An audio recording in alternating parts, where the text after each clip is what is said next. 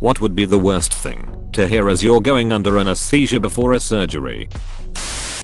We are doing the left, right, right. I work at a hospital and part of the safety training we have to go through actually discusses always using correct instead of right, because it commonly leads to mistakes. They mentioned that it's easy to tell when an employee is new at this point because they'll say right during a meeting, meaning correct, and it sounds weird to everyone else.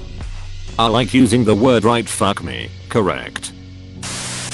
Not before, but during. My mom was having some major surgery done on her knee, I think. The sleeping gas petered out and she woke up, but still wasn't feeling pain. She heard them hammering and drilling with power tools and looked up to see what was going on. A nurse noticed her, slammed her head down before she could see and told her, "Don't look." My nan had her knee replacement done under local because general would probably have killed her because she wanted to watch but couldn't fully sit up. The surgeons wired up their recording kit to a big screen TV. Even let her have a copy. The NHS fucking rocks. That's similar to my great gran. She had to have throat surgery 2 weeks before her 100th birthday. The only problem was she had to be under local anesthetic, so she had surgery on her throat while fully conscious. It still amazes me that she did that. She is now 101 and still going strong. I had to get a bone spur removal when I was 13. My anesthesiologist looked at my chart and said, "Sweet 16. You have a car yet?" At least he was better with dosage math than age math, because I'm not dead. In their defense, if your date of birth was written by the doctor, it was probably illegible. Either 13 or B years old. Not exactly the same, but it's funny. When I had my sinus surgery, I remember them wheeling me back and going over everything that was about to happen. However, I was unaware that when they do surgery on your face, upper body at least, they strap your arms down. Which definitely seems obvious to me now, because definitely no one wants a flailing arm knocking the doctor while he's performing surgery on your face, but they didn't mention it, so I didn't think about it. So we get back to the surgery room. They put the mask on me and tell me to start counting. While I was counting, they proceeded to strap my arms down in multiple places, which makes me panic. I stop counting and go, "Wait, guys, can we talk about this?" That's the last thing I remember before going under. Then I woke up in recovery, and everyone thought it was hilarious. That was the last thing I said before I was out. I'm no medical person, but that seems to be the kind of thing they would usually wait until you're under for so as not to worry you. Like the time I had tonsils out and got a general, and they start talking about what they're gonna do, but someone, the anesthetist, kind of says SHHH he's not out yet. Like it didn't freak me out, cause it seemed they merely didn't want to worry me or freak me out, and I kind of liked having that sneak peek of what they are actually doing, and thinking about it is really weird how inexact a science and anesthesiology is, and how to control the dosage. They literally have to guess how much to give you and keep an eye out for whether you seem to be waking up. Okay, that's enough anesthesia. He is definitely out now and completely unconscious. Time to start the drilling. Anesthesia awareness. Oh, our nurse here.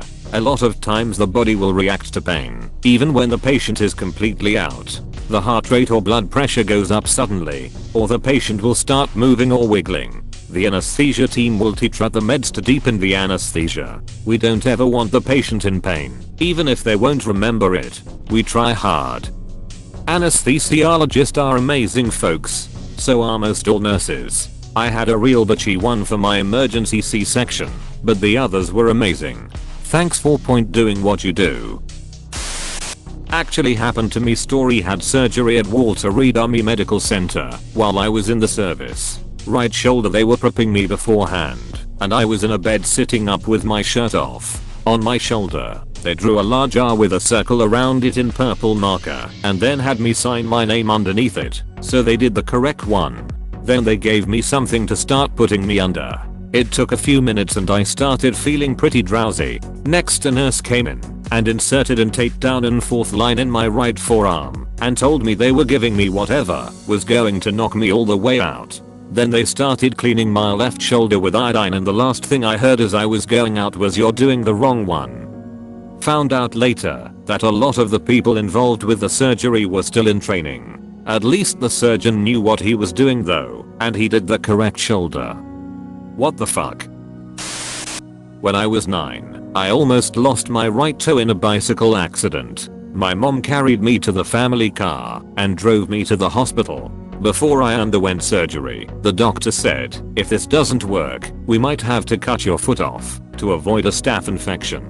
Thank God the surgery was successful. Who TF says that to a 9-year-old? My toe also had some toes badly damaged. They went to the local hospital and the doctor straight out said all we can do here is to amputate from ankle down to prevent infection. They ended up flying him to the capital and saved his foot, -3 toes. Edit. He was 7. Sounds like that doctor is a collector of children's feet. Now, let's see if I can still make a straight line. I think a curved scar would be one hell of a party story if you survive. When I had my appendectomy done, it would normally just be a straight line from your belly button and downwards. But mine has a slight curve, and it looks a bit odd. Let's take the kidney too, you wouldn't know. r/Rimworld players know this phrase by heart. Don't worry sir, I'm very good at these surgeries, like at least 65% success rate. Oops, now it's 40%.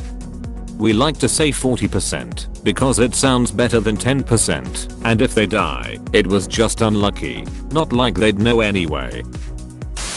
Let's hope this doesn't go like the last one. Works with both but doctor, the last one failed but doctor, the last one was successful. But doctor, the last one was successful yeah, but this one's an organ donor. No, I don't think doctors really think this way about organ donors. And he's a match for my kid. Okay, pull up the WikiHow article. This one's going to be tasty. I like it. Straightforward.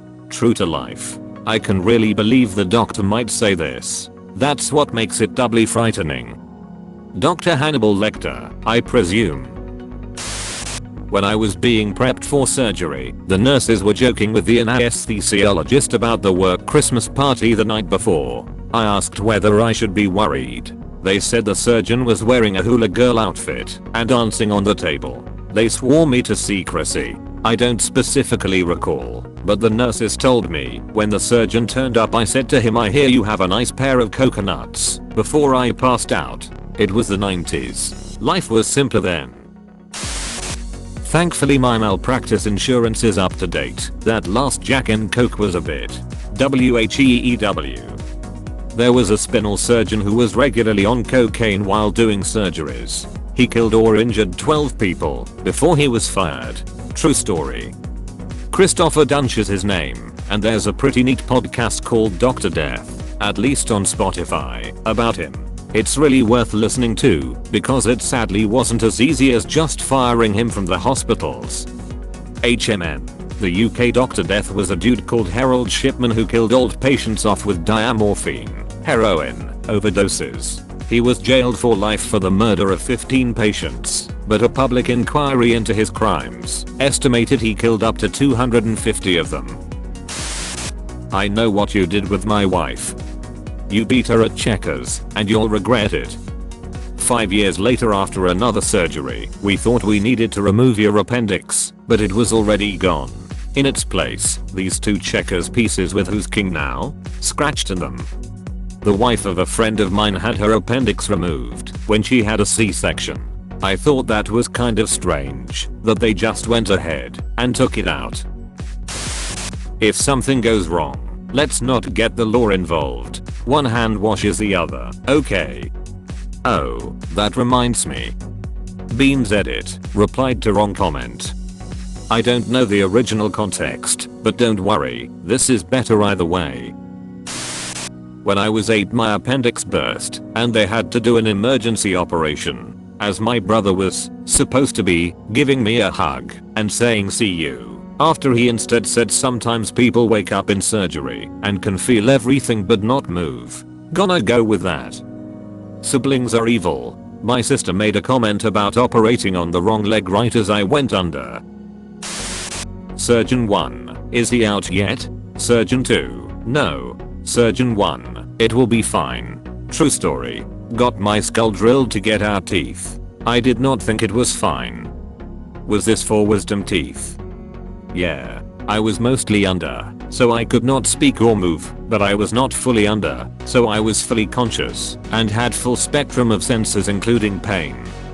Well shit, I'm supposed to get my whizzers taken out next week. This is exactly what I've been dreading.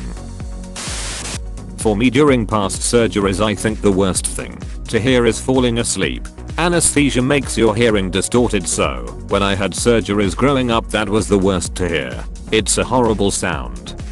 Yep, had to be knocked out for some minor dental work in my early teens. I know, lol too. Minor, but they had to knock me the fuck out. I remember the dentist saying by the time I count to 10 you'll be peacefully sleeping. 1, 2, 3, 4. And then I woke up with the world's worst hangover, spitting blood into a bedpan. Don't forget to like and subscribe for more videos.